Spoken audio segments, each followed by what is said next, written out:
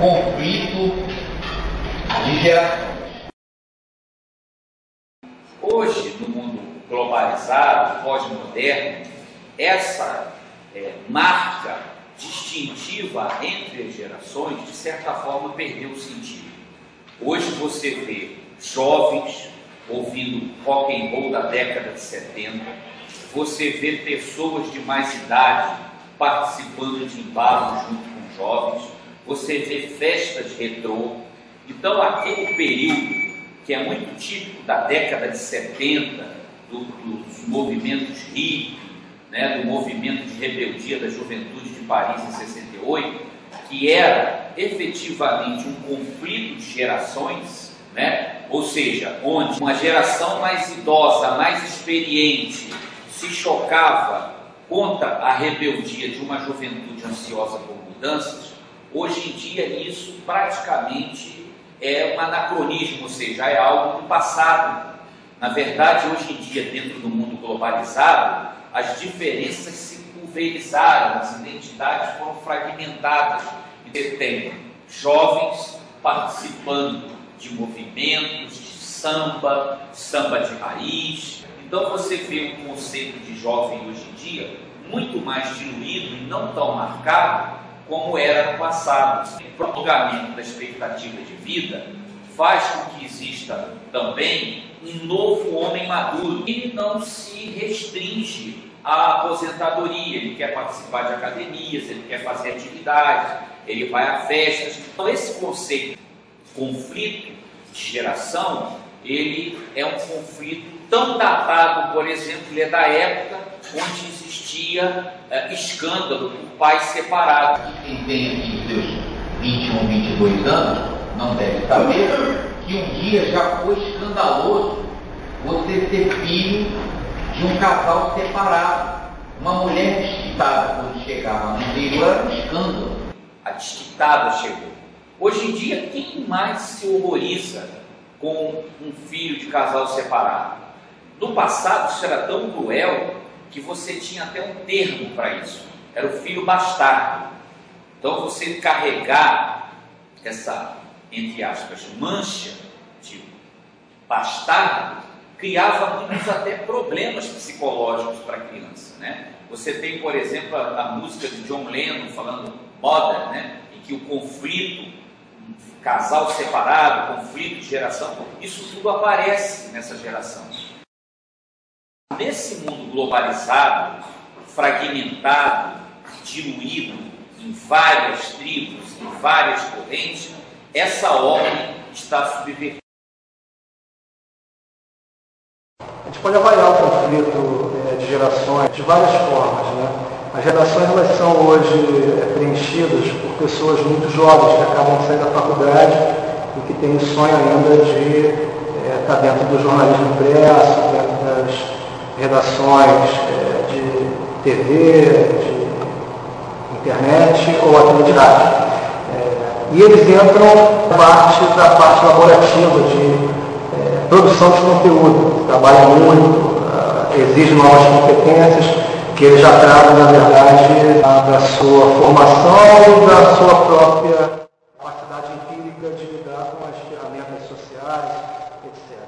Ao passo que os jornalistas já estão nessas gerações, que são poucos hoje em dia, já que esse mercado está sendo ocupado pelos jovens, eles são vistos, talvez, por esses jovens como alguns privilegiados, que não têm tanta produção, são produções mais focadas, mais contextualizadas, e o trabalho duro mesmo fica na mão desses novos jornalistas. Eu não vejo uma dificuldade de relacionamento a partir das competências de cada um. Na verdade, a redação vai fazer com que esse novo jornalista busque o aprimoramento para conseguir chegar ao status desse jornalista de mais tempo de redação. Interessante que a gente tem que observar esse advento de todas essas tecnologias, que não param de chegar numa velocidade enorme e tem um reflexo muito grande no mercado de trabalho. Então hoje você tem lado a lado uma geração mais antiga de profissionais, desde publicitários até jornalistas e assessorias de comunicação, que correm atrás, né, do tempo para poder dominar essas tecnologias e passar a utilizar essas tecnologias nas suas tarefas, no seu dia a dia, utilizá-las para potencializar o que eles realizam. E uma geração mais nova que já nasce utilizando essas tecnologias, tem uma facilidade grande, mas não tem uma experiência, um conhecimento tão grande como, né, a geração anterior.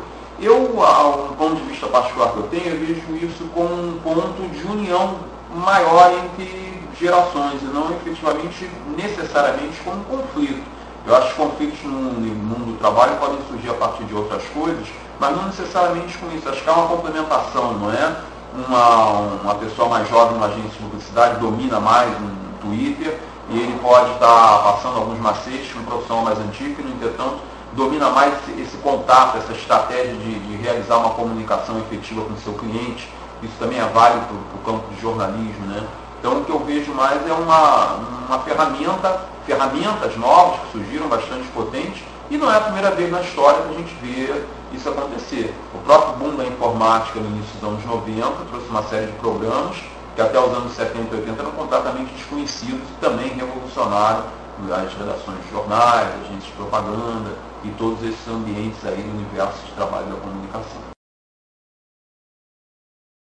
Os adventos das novas tecnologias, né, da internet, certamente impactaram várias áreas de conhecimento, né, e várias áreas no campo de trabalho, né, e por aí vai.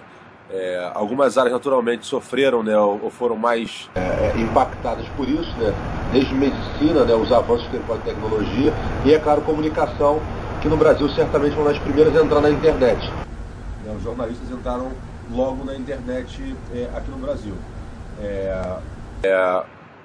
Todo o trabalho, né, o tipo de trabalho que era feito antes para esse profissional de comunicação tinha desde limitações técnicas e orçamentárias, né? Por exemplo, a gente não conseguia, né, como a gente está aqui, comprar 3 câmeras, né, como vocês estão utilizando, para poder fazer um vídeo de faculdade, né? Tudo era muito caro antes de você ter essa explosão de tecnologia da internet. Então imagina que para começar de cara, o jornalista ele já era mais restrito em termos do que ele fazia. Ou ele escrevia, ou ele ia ser cinegrafista ou fotógrafo, porque ele não tinha acesso a essas tecnologias. Na área de publicidade, por exemplo, uma das dificuldades que havia antes era talvez os desafios do camarada se inteirar ou conhecer o que está acontecendo no mundo em termos de novidade, de publicidade, etc. E estão poucos privilegiados, ou por assinar algumas publicações, ou por poder viajar em congressos, tinham essa oportunidade de compartilhar com o resto do mundo essas tendências na área, né? E hoje em dia também com a internet isso mudou bastante. Bom, eu acho que dos diversos impactos, alguns bastante óbvios, né, que a gente vê aí as novas tecnologias tendo no mercado de trabalho, talvez um dos principais, a gente vai começar a sentir mais pesadamente de agora para frente, e muito com vocês, né, que estão em graduação, ainda estudando, é basicamente o seguinte, né, imagina que o jovem de hoje, de 25 anos para baixo, né, e aí de 15 anos para baixo, isso é uma verdade absoluta, respira oxigênio online. O que quer dizer isso? Quer dizer que esse garoto ele fica o tempo inteiro conectado na internet, quando não está num computador, ele está no celular, ele está num tablet, né, que agora já virou verdade, ele está numa televisão que já tem acesso à internet, ou seja, respira literalmente oxigênio online.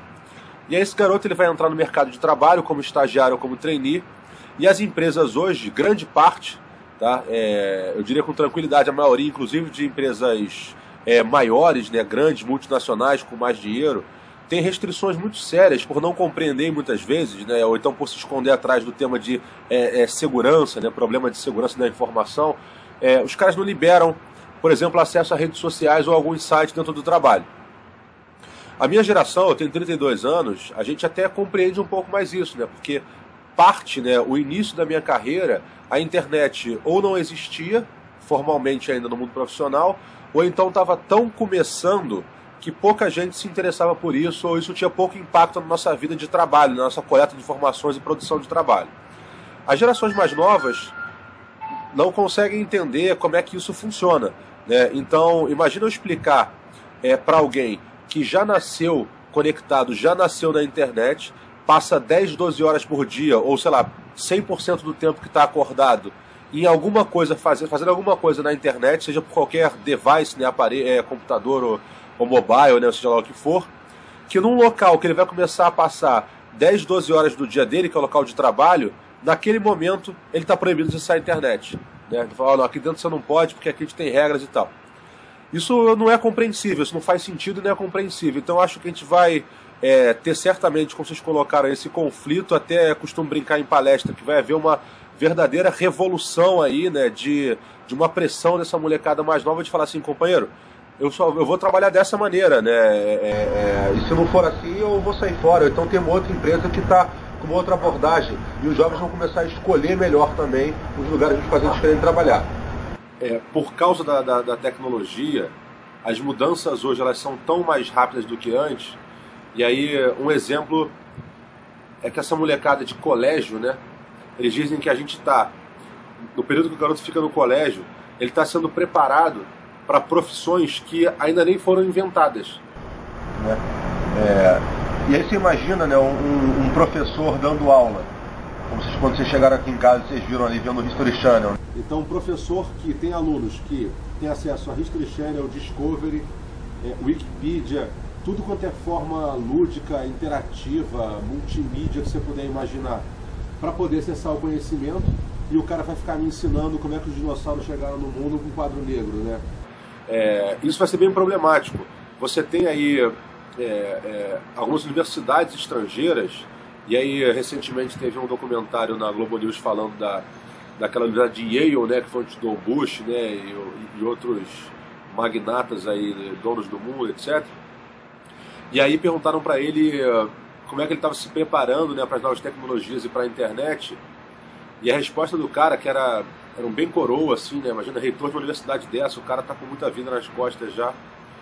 E ele disse o seguinte, ele falou, olha, eu não sei como é que funciona direito a internet, mas eu sei que isso é importante e isso mudou o mundo como a gente conhece. Então eu estou preparado para que na minha universidade, né, super tradicional, né, uma das melhores do mundo, que se amanhã, né, ou daqui a 2, 3 anos, a minha equipe disser que eu tenho que começar a ensinar direito, ou língua, seja lá o que for, com videogame, eu estou pronto para aceitar isso. Então eu acho que a gente está realmente vivendo isso. Né? Eu tenho um cliente que trabalha com professores de escolas públicas e privadas, e eles desenham num software, eles montam com personagens já pré-existentes histórias em quadrinho. Né? Então ele monta lá a aula, eu vou falar sobre geografia, vou falar sobre educação sexual, qualquer coisa. Ele monta lá um monte de história em quadrinho e ele passa isso pela internet, pode ser também PDF para imprimir, ou pode colocar no YouTube, fazer um vídeo para os alunos. Né? Então eu acho que, como a tecnologia ela evolui muito rápido, as organizações, né, não são nem só empresas, né? As organizações incluem aí toda essa parte educacional que evolui bastante rápido, toda a parte de governo, né? Quem é que vai compreender hoje em dia, né, alguns serviços públicos que a gente tem que ir pessoalmente para poder pegar uma senha, depois ir em outro lugar para carimbar uma coisa, né? Então isso aí vai começar a ser questionado daqui a pouco, né? Vai ter muito problema, né? A gente vai cada vez mais ficar perguntando, vem cá, por que eu não posso isso pelo computador, pela internet? Né? E aí é óbvio que tem alguns que já estão indo nessa linha. Né? Então isso é muito interessante, né? Essa mudança a gente não poderia imaginar há algum tempo como que esses órgãos públicos, principalmente, que as empresas privadas têm mais razão financeira para poder fazer isso, mas iam se importar e ir atrás do cidadão e correr atrás dessa interação para poder prestar serviços melhores. Então volto a dizer, né, que eu acho que o grande tchan e o grande barato é as gerações mais velhas, em alguns casos eu me incluo totalmente, eu já ouvi de criança de 7 anos que tio